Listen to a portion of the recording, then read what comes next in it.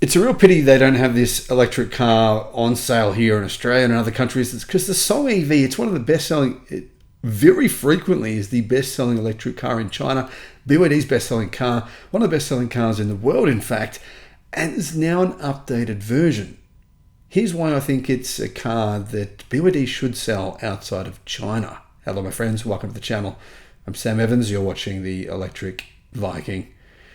Great to have you with us. Fantastic. What a day this is on planet Earth. It's just like every day is amazing. We don't have to live on, we're not in this survival mode, right? We have to run away from tigers, animals. We had to do this for, millions of years, and all of a sudden we live in this world, which is incredible. Now, I know there's wars going on right now, Russia, Ukraine, Gaza Strip, but, most of the world, we're actually in an amazingly good, positive place. I just want to kind of remind you all of that even though there's a lot of negative things going on, the world has probably never been better than it is today.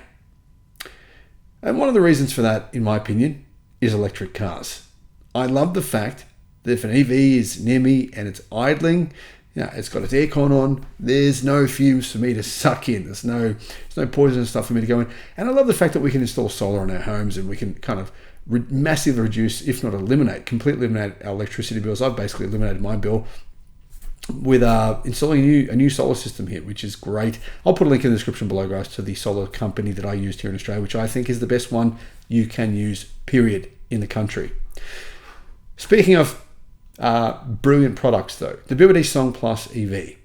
I wouldn't say it's brilliant, but for the price, it's pretty amazing, right? Could you imagine you can get a car like this, 600 kilometers of EV range for $21,000 US? I don't think so. Back in 2010, could you imagine that? What about 2019? No. 2020? Nope. Well, now there's a lot of them in China anyway.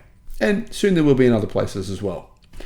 The starting price of the Song EV it's still the same, but it's got more stuff as standard.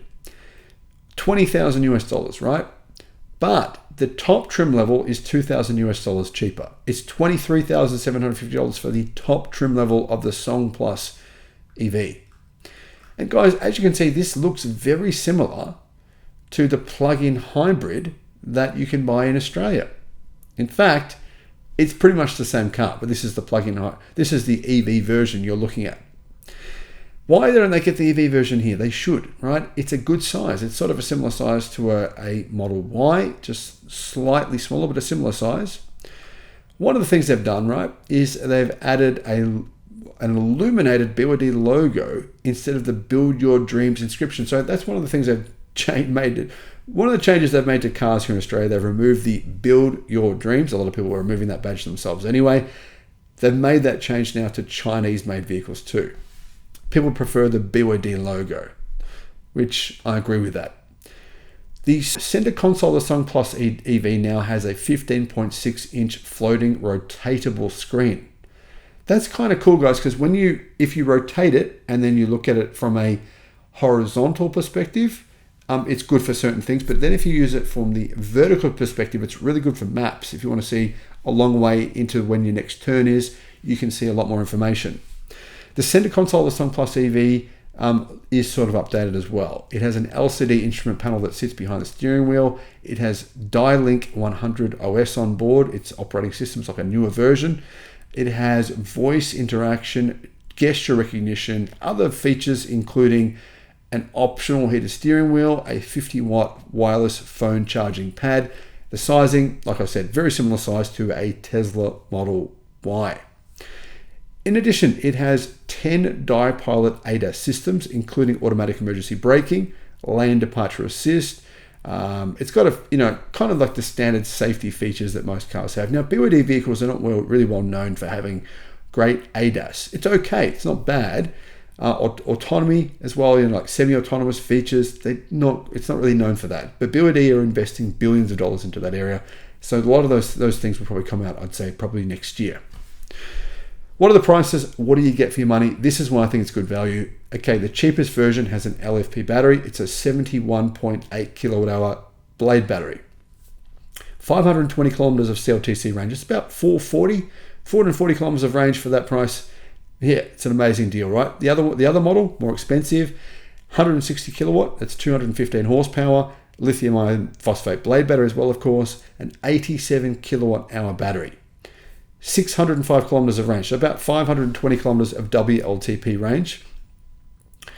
Now, what are the prices? $20,500 for the base model, the most luxurious model with the long-range battery, the so-called, they call it the flagship model, $24,600. It's such a good deal for that price. The interior, I think, looks, well, better than other BYD interiors. For example, the Dolphin and the Atto 3. This is much nicer, the interior of this car. And it's much bigger. I mean, yeah, it just seems like incredibly good value for what you're getting for money here, at least in China. Anyway.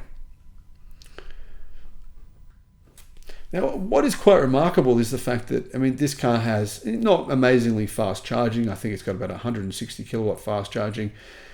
But when you combine this package together, the range, the actual quality of that interior, the features you're getting for $20,000 or, between 20 to 24,000 US dollars, it's just incredible value. This is not a small car either. I mean, like I said, it's a similar size to a Model Y.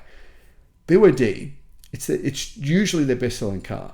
And I don't really understand why they don't sell it outside of China. In my opinion, it doesn't make sense. They should. Hopefully, they do. I've got a little feeling, guys, this car might be made in right-hand drive within the next 12 months. Got a little feeling, I've heard along the grapevine, maybe wrong, but I've heard that this might actually come to many different countries within the next 12 to 18 months. But who knows? Let's wait and see. Let me know if you'd consider buying one of these. Let's say they cost around 30,000 US dollars. Would you buy one for that price? Thanks for watching.